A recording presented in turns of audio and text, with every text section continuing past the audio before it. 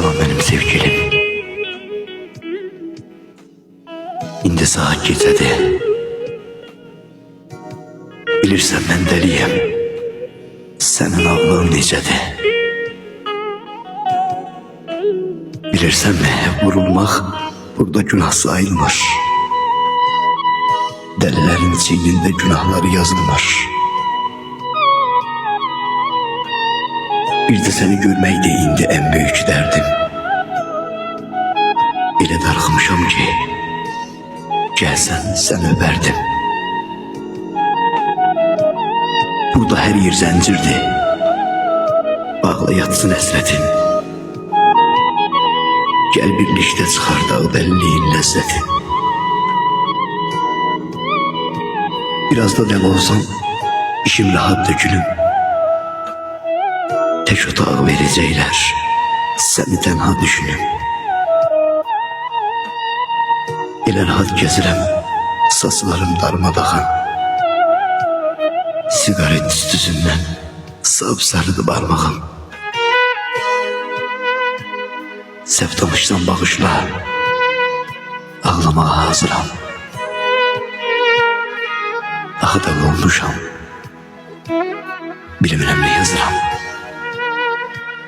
Salam mənim sevgilim. Məktubunu almışam. Eşqlə mənə yazdığın sözdən asılı qalmışam. Sordun saat neçədir? Sənsiz hər vaxt gecədir. Yaşadığım günlərim hamısı hədər, keçədir. Qaranlıq tək otaqda saçlarımı hörürəm. Sən olmayan hər yerdə elə səni görürəm. Narahat olma qəti, qorxma, həsrət keçəcək.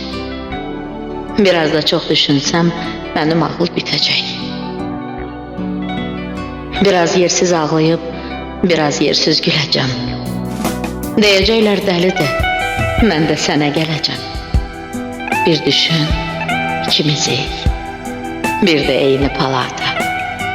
Dəli eşqimiz ilə hökm edirik həyata.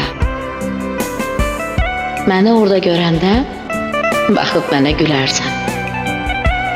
Dərdin məni öpməkdir, dəli kimi öpərsən.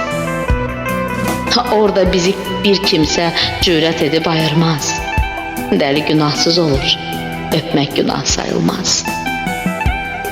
Sığal çəkər saçına daraq kimi əllərim. Yanında yoxam deyə dağılıbdı tellərim. Sigaret çəkmə daha, üst başın oxur tütün. Sənsiz biz yarıyıq, olarıq bir gün bütün.